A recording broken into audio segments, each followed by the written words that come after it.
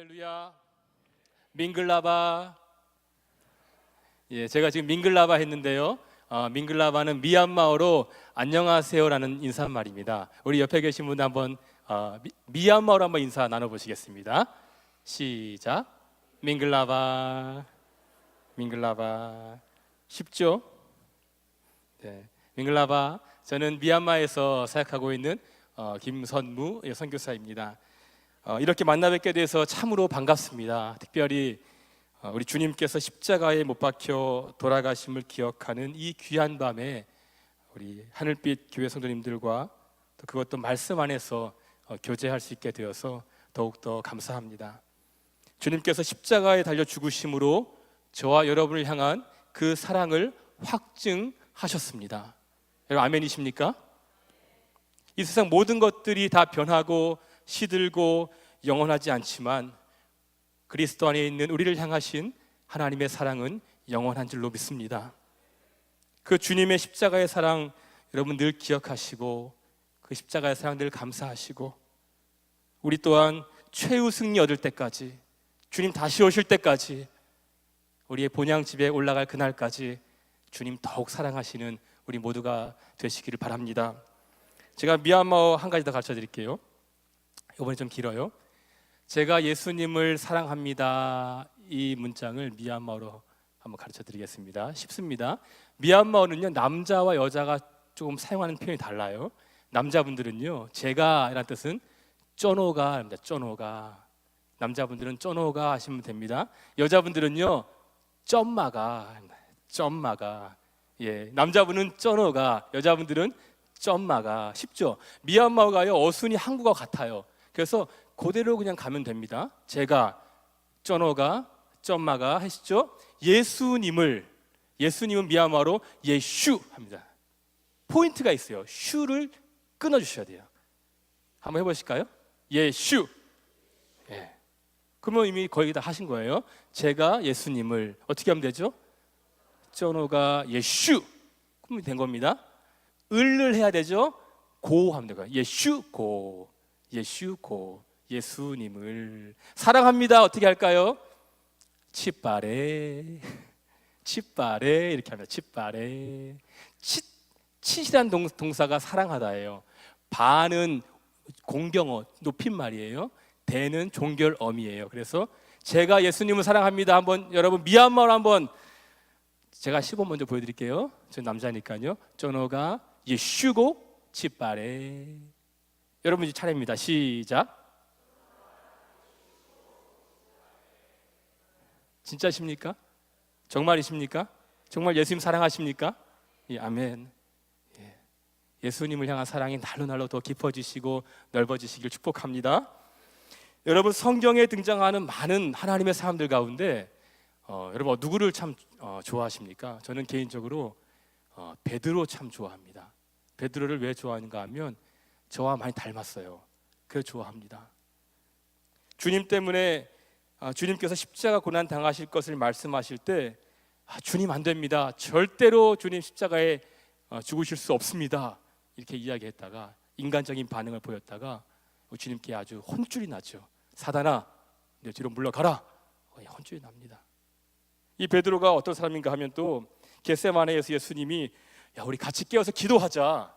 같이 기도하자 하셨는데 어떻게 하죠? 잡니다. 예수님이 같이 기도하자 하는데 자요 옆에서. 또 혼쭐 나죠. 또 예수님이 잡히시던 자리에서는요 자기의 혈기를 이기지 못하고 칼을 들어가지고 말고의 귀를 단번에 잘라버리죠. 자기 혈기가 남아있는 사람이에요. 가만히 베드로를 보고 있으면 믿음도 부족하고 기도하지도 않고 또 혈기는 드세고 정말이지 우리들의 모습과 참 많이 닮아 있는 것 같습니다. 그래서 참 친근해요. 베드로의 가장 결정적인 연약함은 우리가 함께 오늘 읽은 본문 마가복음 14장 66절부터 72절에 잘 나타나 있습니다. 어떤 사건이죠? 예수님을 부인합니다. 몇 번 부인합니까? 3번 부인합니다. 저주까지 하면서 부인해요. 예수님을 저주까지 하면서. 부끄럽게 예수님 내가 모른다고, 내가 도무지 그를 알지 못한다고 3번이나 부인합니다. 그런데요, 그랬던 베드로가 오늘 읽은 다른 본문이죠. 사도행전 3장 1절부터 10절까지 보시면요, 완전히 180도 달라진 모습으로 그가 서 있습니다. 부끄럽게 예수님 부인하던 그가 180도 완전히 달라져가지고, 우리 함께 사도행전 3장 6절인데요, 다시 한번 우리 읽어보실까요? 사도행전 3장 6절입니다. 여러분 힘차게 읽으셔야 돼요. 단호하게 읽으셔야 돼요.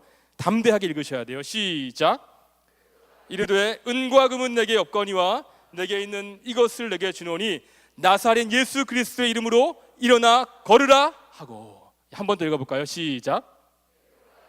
은과 금은 내게 없거니와 내게 있는 이것을 내게 주노니 나사렛 예수 그리스도의 이름으로 일어나 걸으라. 아멘.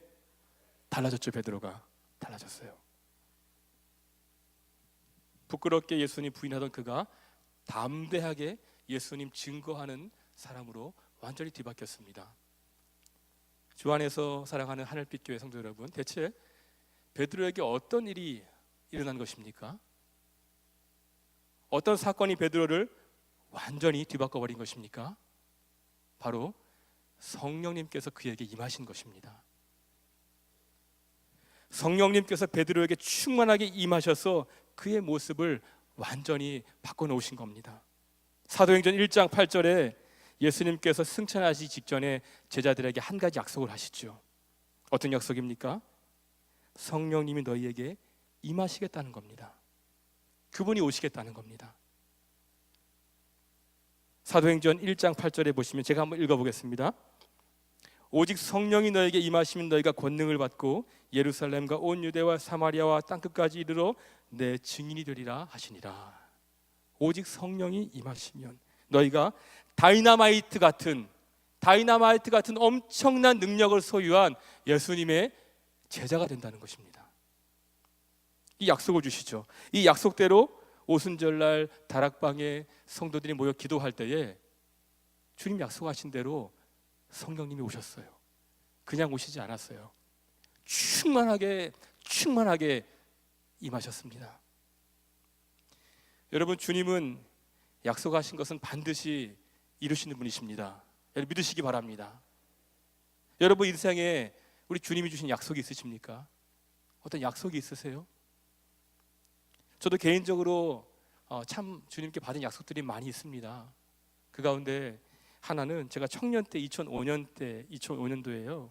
선교사로 헌신한 지 얼마 안 됐을 때였습니다. 그때 타지키스탄이라는 곳에 선교 훈련을 갔는데, 그때 밤 하늘에 수많은 별들을 보여주시면서 너를 통해서 저 별들처럼 수많은 영혼이 주님께 돌아오게 하겠다, 이런 약속을 제게 주셨습니다. 여러분, 초자연적인 이런 사건이 아니어도 괜찮습니다. 이런 약속이 없어도 괜찮아요.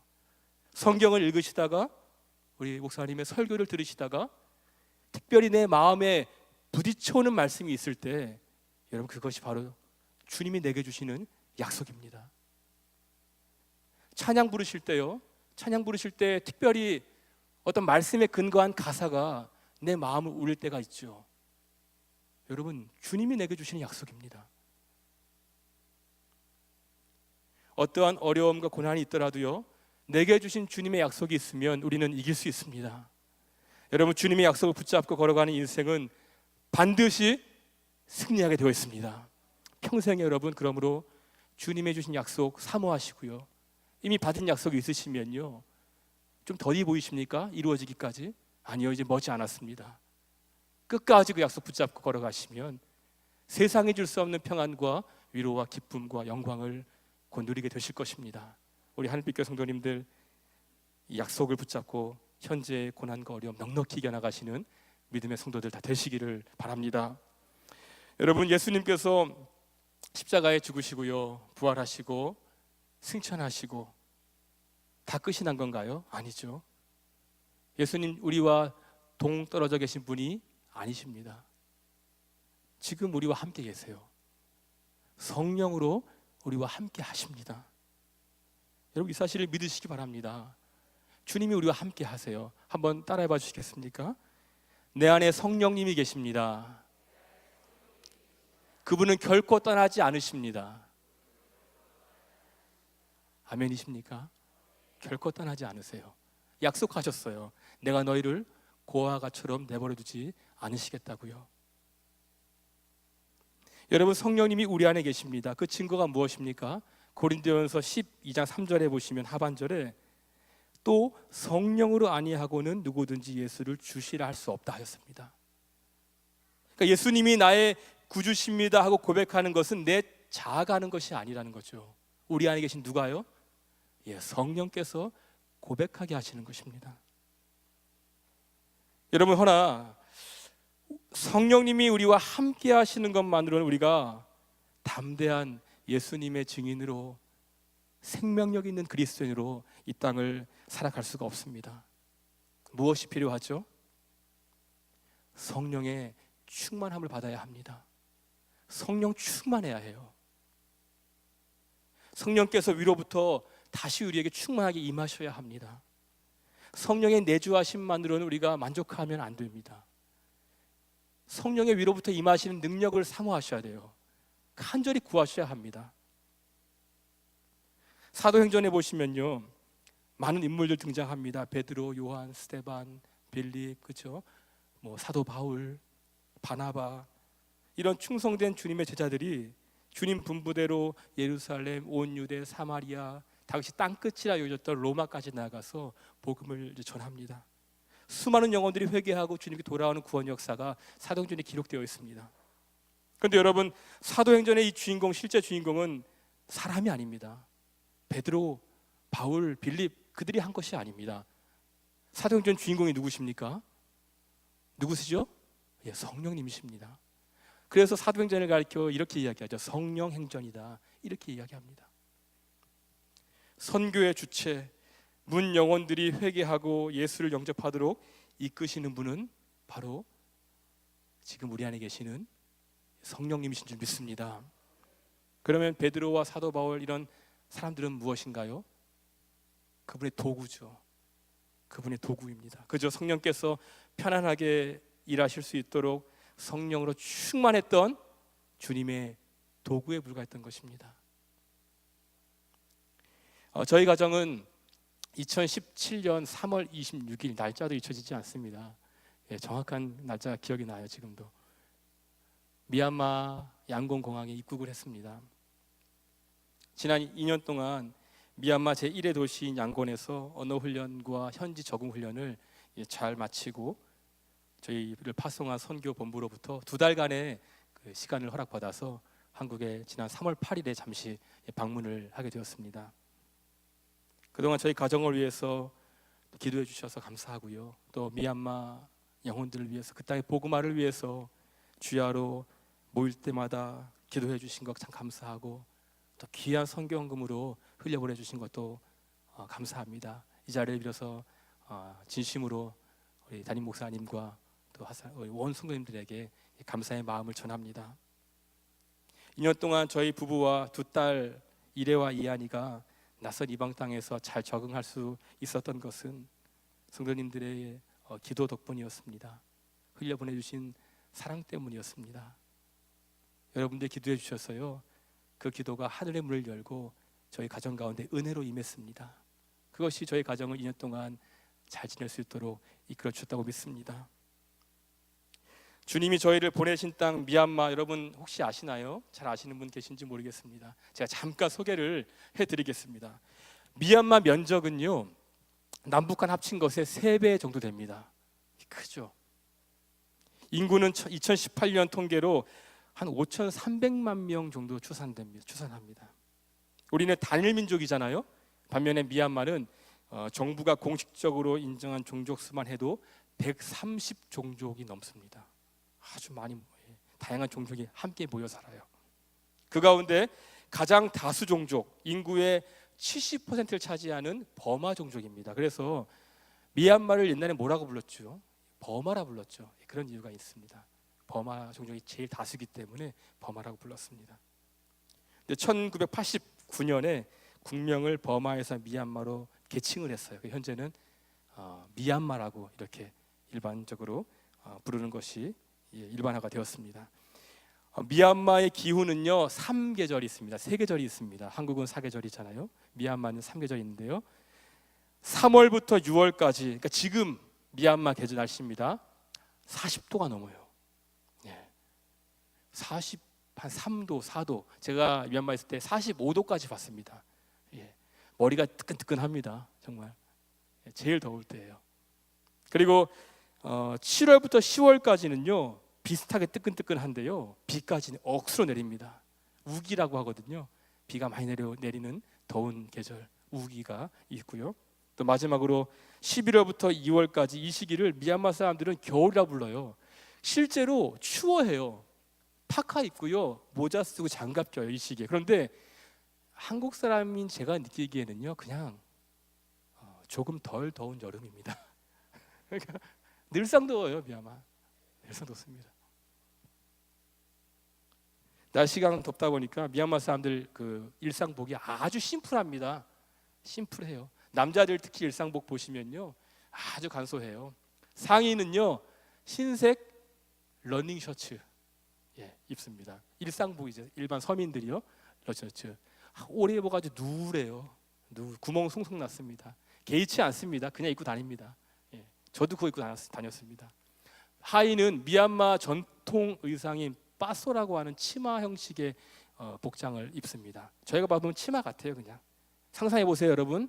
흰색 러닝 셔츠에 치마에 신발은요 운동화나 구두 신지 않습니다. 비가 수시로 오니까요 슬리퍼, 항상 슬리퍼입니다. 제가 오늘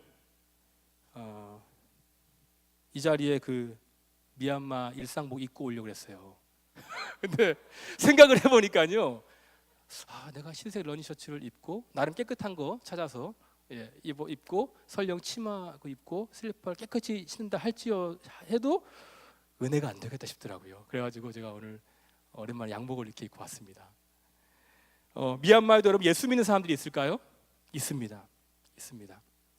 미얀마의 복음화율을요 전체 인구의 한 5%로 잡습니다. 100명 중에 5명 예수 믿는다는 것인데 제법 있네 이렇게 생각들지만 그렇지만도 않습니다. 전체 인구의 70%를 차지하는 주종족 버마족의 복음화율은 거의 0%에 가깝습니다. 과거에 그 미얀마는 영국 식민지 지배를 받았던 기억이 있습니다. 1885년부터 1948년까지 영국의 식민지 지배를 받다가 지금도 미얀마 국민들에게 국부라고 불리는 사람이 있어요. 아웅산 장군 있어요. 아웅산 장군. 그 아웅산 장군의 활약으로 1948년에 영국으로부터 완전히 독립을 합니다. 근데 이 자유도 잠시였어요. 몇 년 지나지 않아서 1962년에 네윈이라고 하는 군대 사령관이요 군사 쿠데타를 일으킵니다. 그 정권을 잡습니다. 나라의 정권을 잡고 버마식 사회주의를 도입하고 나라의 모든 문을 닫아버리는 쇄국 정치를 시작합니다. 군부 독재가 지속이 되었고요. 국민들이 고통받던 1988년 우리는 그 올림픽 있었던 해인데요. 미얀마 사람들이 이 해는 정말 의미 있는 해입니다. 8888이라 그래요. 88년 8월 8일 무엇인가 하면 민주화 항쟁이 시작된 날입니다. 1988년에 여러분 잘 아실 만한 한 인물이 미얀마 정치계에 등장합니다. 여자예요. 아웅산 수치 여사가 등장을 합니다. 이 여사 아웅산 수치 여사가요 그 당시에 영국에 살고 있었어요. 그런데 미얀마 그 양곤에 계시던 어머니가 위독하다는 이야기를 듣고 부랴부랴 이제 미얀마 입국을 합니다. 와서 보니까 국민들의 삶이 말이 아닌 거예요. 이 군부 독재 하에서 너무 고통받고 있는 거예요. 그래서 그때부터 이제 아웅산 수치 여사 중심으로 당이 만들어지고 민주화 운동이 시작이 됩니다. 참으로 미얀마의 민주화 운동 역사는 험난했습니다. 군부의 눈에 가시 같은 존재가 됐죠. 이 수치 여사가. 그래서 아시는 분들 많이 계실 거예요. 가택연금도 많이 당했습니다. 중간에 노벨상도 받기도 했지만요. 아주 어려운 일들 많이 겪었는데 투쟁의 결과, 민주주의를 위한 투쟁의 결과 2011년에 불과 몇 해 되지 않습니다. 2011년에 최초의 미얀마 민선 정부가 들어서게 됩니다. 영국 식민지 시절에 영국은 그 아까 이야기 드렸던 것처럼 다수 종족 버마족을 견제하기 위해서 버마족들은요 아주 강하게 통치했어요. 아주 강하게 압제했어요. 반면에 다른 종족들은요 느슨하게 했어요. 자치권을 주면서 느슨하게 통치했어요. 소위 이런 분할 통치 정책을 펼쳤습니다.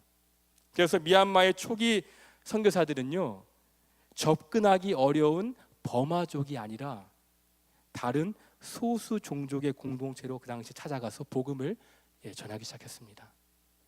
이때 복음을 받아들인 종족들이 있었고 이 때문에 미얀마의 복음화율이 5% 정도 잡는 겁니다. 예수님을 영접한 이들이 좀 존재하지만 그 수는 여러분 아주 미미하고요.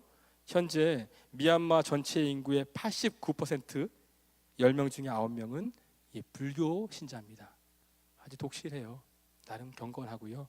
독실합니다. 열심입니다. 미얀마 사람들에게 불교는 종교가 아닙니다. 생활 자체입니다. 삶이에요. 매일 아침 되면 밖에서 소리가 들려요. 징, 징 합니다. 준비하라는 겁니다. 창문 이렇게 보면요. 스님들이 줄을 쫙 쪄가지고 걸어옵니다. 그러면 그 사람들이 음식을 준비해서 정성스럽게 준비해서 이렇게 스님들에게 드립니다. 이것을 탁발이라고 불러요. 탁발. 미얀마 곳곳에 보면은 황금으로 만들어진 불교 사원들이 너무 많습니다. 이 때문에 미얀마를 가리켜서 황금의 나라라고 부르기도 합니다. 미얀마에서 보면요, 종종 길거리에서 바구니를 흔들면서 돈을 기부받는 모습을 볼 수 있습니다. 더운 땡볕에 서서 하루 종일 바구니를 흔들면서 남녀노소가 돈을 기부받습니다. 그렇게 열심히 땀 흘려 기부받은 돈 어디에 쓸까요? 한 군데 씁니다. 불교 사원 보수하는 데 씁니다. 불교 사원 새로 짓는 데 씁니다. 여러분, 미얀마 사람들이 왜 이처럼 스님들을 정성스레 대접하고 불교 사원 짓는 일에 정성을 다하고 열심을 내는지 아십니까? 미얀마 사람들의 생각과 삶 속에 아주 견고하게 뿌리내리고 있는 불교의 가르침 때문에 그렇습니다. 미얀마 사람들에게는요 이러한 믿음이 있어요. 지금 내 모습은 좀 볼품이 없어. 지금 내 모습은 좀 가난해. 하지만 내가 공덕을 많이 쌓으면 스님들 잘 섬기고 불교 사원 짓는데 돈 많이 기부하고 하면 다음 생애가 있는데 다음 생애에는 지금보다는 더 나은 모습으로 다시 태어날 거야. 이런 믿음이 있습니다.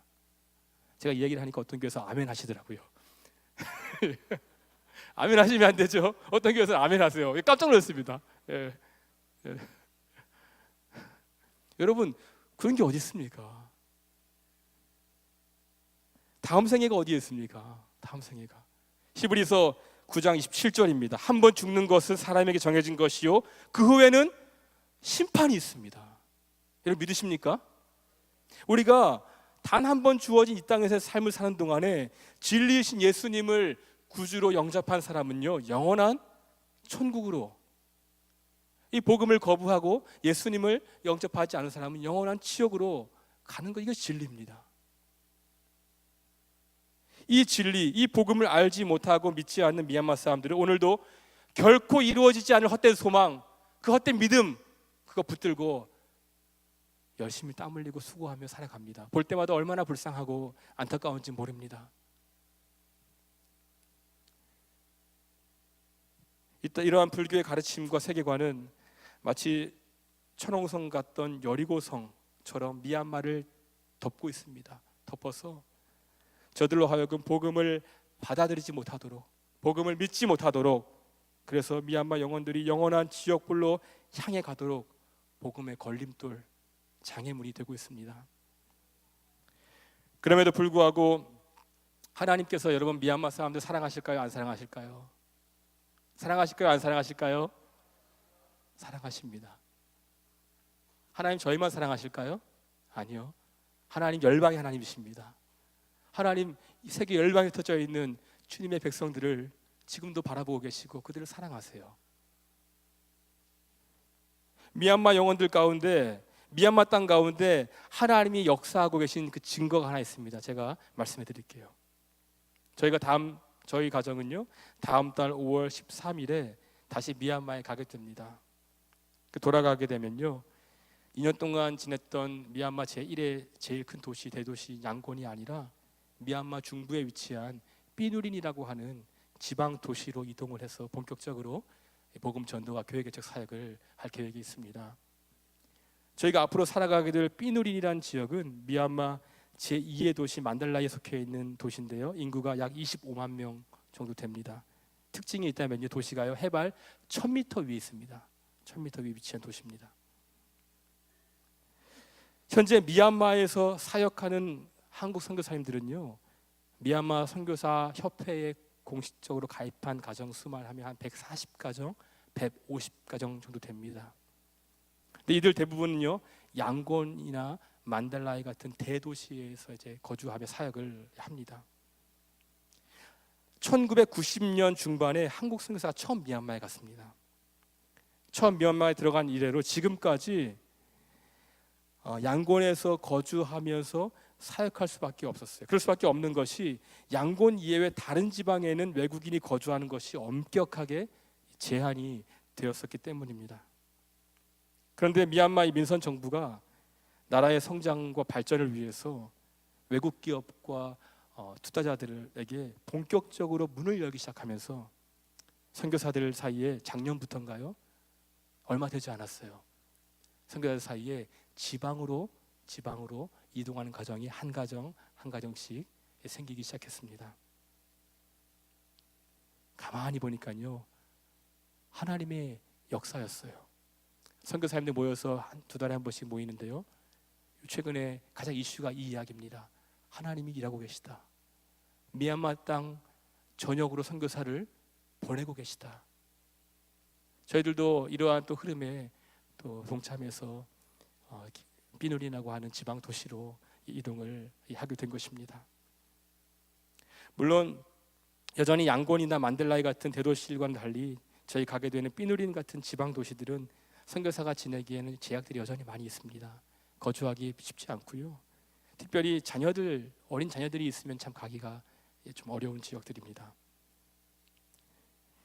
저희가 하는 삐누리는요 어린이 외국인이 다닐 수 있는 학교가 없습니다. 이제 학교가 없고 대신에 한 침례 교회가 운영하는 홈스쿨링 학교가 있습니다. 미얀마 아이들 한 50명 모여서 공부를 하고 있어요. 저희 아이들은 가면 그 학교에서 공부를 이제 하게 됩니다.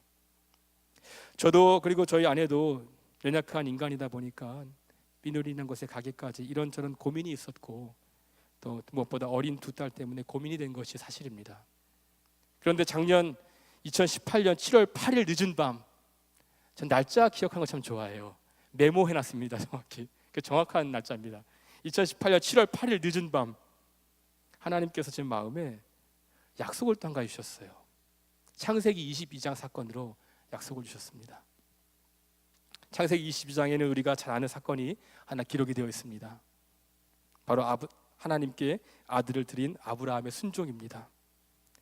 100세에 얻은 귀하디귀한 독자 이삭을 번제물로 하나님께 온전히 드리라는 명령에 아브라함이 순종합니다. 그 순종을 주님께서 기쁘게 보셨습니다. 그리고 아브라함의 믿음이 참인 것을 인정해 주셨습니다. 뿐만 아니라 아주 한 가지 귀한 은혜를 주셨죠. 주님께서 친히 이삭 대신 드려질 번제물을 친히 준비해 두신 것입니다. 여호와 이레, 여호와 이레, 하나님의 준비하심, 하나님의 예비하심. 마침 제 첫째 딸 이름이 이레예요. 신기하죠? 네. 그날 밤에 제가 이 말씀을 하나님 약속을 받고, 야, 하나님께서 왜 딸 이름을 이레라고 지어주셨는지 이유를 분명하게 알게 되었습니다. 걱정하지 마, 아무것도 걱정하지 마, 여호와 이레 기억하렴. 앞으로 너희의 자녀들의 모든 인생에 필요한 것들을 하나님이 친히 준비해 주시리라. 이 약속을 믿음으로 받았을 때에 마음의 평강이 임했어요. 하나님의 응답이라는 사인이었습니다. 성도 여러분, 매일 하나님 말씀에 순종하며 사시기를 바랍니다. 그리하여 모든 것 친히 준비하시는 여호와 이레, 그 은혜가 이 자리에 계신 모든 성도님의 삶 속에도 충만하시기를 주님의 이름으로 축복합니다. 시간이 참 빠른 것 같습니다. 한국에 온 지 한 달이 지났습니다. 이제 얼마 남지 않았어요. 있을 때가요. 미얀마에 다시 돌아갈 때 가까워지면서 제 안에 이런 염려가 생겼습니다. 가서 잘할 수 있을까? 민우린 가서 잘할 수 있을까? 선교사도 없는데, 의지할 곳도 없는데, 선교사 2가정 있는데, 외국인 거주하기 힘든 지역이라는데 우리 가정이 과연 그곳에서 잘할 수 있을까? 그런 중에 며칠 전에 저희를 파송한 교회가 김포에 있거든요. 김포의 그 교회에서 새벽 기도에 참석을 했는데 마침 부목사님께서 성령님에 관한 설교를 하셨습니다. 설교를 듣다가 깨닫게 됐어요. 내가 잘할 수 있을까 생각이 교만이다.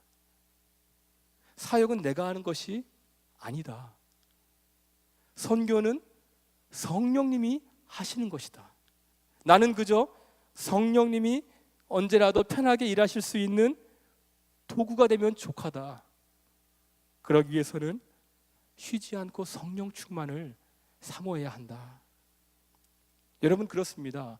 어떻게 우리 가정이, 저희가 태어날 때부터 죽을 때까지 불교의 세계관에 사로잡혀 살아가는 저 사람들을, 미얀마인들을 어떻게 우리의 힘으로, 우리의 능력으로 저들을 어떻게 변화시킬 수 있겠습니까?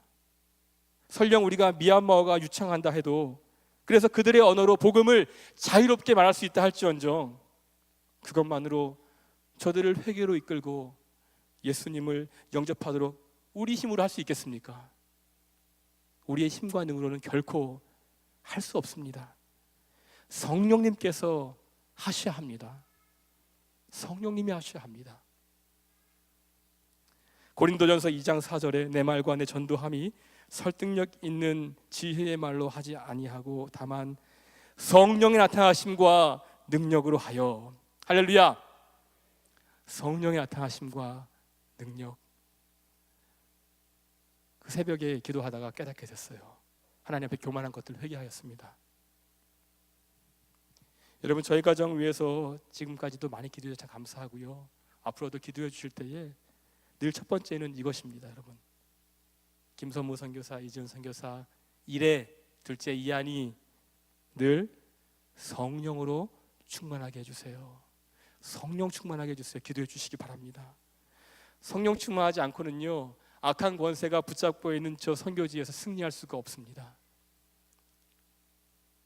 성도 여러분도 성령 충만하시기를 주님의 이름으로 축복합니다. 이곳 하늘빛 교회, 저에겐 참 특별한 의미로 다가오는 교회입니다. 하늘빛 교회가 성령으로 늘 충만하기를 주님의 이름으로 축복합니다. 오늘날 많은 교회들이 은과 금으로 주의 일을 하려고 해서 주님이 참 슬퍼하시고 성령의 역사가 일어나지 않는 잠자는 교회들이 되어버린 것 같습니다. 부디 은과 금으로 일하는 사역하는 교회가 아니라 성령님의 능력으로 사역하는 하늘빛 교회가 되시기를 바랍니다. 성령으로 충만할 때요, 여러분이 속한 선교회, 부서, 구역, 속회들이 사사로운 일에 마음 뺏기지 않고 본질에 집중하게 됩니다. 성령으로 충만할 때요, 하나님이 내 하나님, 우리 가정의 하나님, 내 교회 하나님을 넘어서 세계 열방의 하나님이라는 것에 눈이 띄어지게 되고 자연스럽게 더욱더 선교에 힘을 쓰게 됩니다. 성령으로 충만할 때 선을 행하는 삶을 살게 됩니다. 제가 주보를 보니까 첫 페이지에 이렇게 써 있더라고요. 우리는 사랑이 넘치는 예수님의 가족입니다. 어떻게 사랑 넘치는 교회가 설 수 있을까요? 사랑은 누구의 열매입니까? 갈라디아서 말씀에 성령의 열매입니다. 성령으로 충만할 때 사랑으로 충만한 주님의 몸된 교회로 서가는 것입니다. 성령 충만할 때요, 비로소 원수까지 사랑할 수 있게 되는 것입니다. 성령 충만할 때 삶의 변화로까지 이어지는 진정한 회개가 터져 나옵니다. 성령 충만할 때 막힌 담들이 허물어지고 주변 사람들의 관계가 회복이 됩니다. 우리 그리스도인들의 모든 인생의 문제 해답은 그러면 어디에 있습니까? 성령 충만에 있는 줄로 믿습니다. 그러면 어떻게 성령 충만함 받을 수 있을까요? 여러분 두 가지 말씀드리고 제 말씀을 맺고자 합니다. 첫 번째는요, 죄를 멀리 하셔야 합니다. 죄를 멀리 하셔야 합니다. 한번 따라해 봐 주시겠습니까? 죄를 멀리 하라. 한 번 더요. 죄를 멀리 하라. 죄가 무엇입니까? 하나님 말씀에 이거 해야 해 하는 거 하지 않는 게 죄고요, 하나님 말씀에 이거 하지 마 하는 거 우리가 하면 죄입니다. 그렇죠? 죄를 결코 가볍게 여기지 마시기 바랍니다. 성경은 피 흘리기까지 죄와 싸우라고 합니다. 혹 부지 중에 고의로 죄를 지었으면 즉시로 그 자리에서 회개하는 훈련을 여러분 하시기 바랍니다. 시간이 지나면요, 우리는 죄를 잊어버리고 그냥 죄 가운데 살기 쉽습니다. 죄는 우리로 하여금 하나님의 은혜 받지 못하게 가로막습니다. 기도의 응답 받지 못하게 가로막습니다. 성령님은 어떤 분이신가 하면 거룩한 분이시기 때문에 결코 죄와 함께 거하실 수가 없어요. 그러므로 날마다 성령 충만하기 위해 죄를 멀리 하시기를 바랍니다. 두 번째는요, 성령 충만을 받는 비결, 성령님을 가까이 하셔야 합니다. 한번 따라해 주십시오. 성령을 가까이 하라. 죄는 멀리하고 성령님은 가까이 하는 것입니다. 성령님께서 내 안에 날마다 충만하게 계시도록 하루를 살아가실 때 시시때때로 여러분 구하십시오. 누가복음 11장 13절에 너희가 악할지라도 좋은 것을 자식에게 줄 줄 알거든 하물며 하늘 아버지께서 구하는 자에게 성령을 주시지 않겠느냐. 주님의 약속입니다. 성령을 구하면 주시겠다는 약속 의심 없이 여러분 믿으시고, 식사하실 때, 길을 걸어갈 때, 누군가와 대화할 때, 교회에 나와 어떤 모임을 참석할 때 늘 항상 성령을 구하세요. 성령 충만을 구하시기 바랍니다. 나에게 성령 충만 주십시오. 우리 모임 안에 성령 충만 주십시오. 간절히 구하면 약속하셨잖아요. 주님이 구하면 주시리라. 구하면 주시리라. 신실하신 주님의 약속입니다. 할렐루야.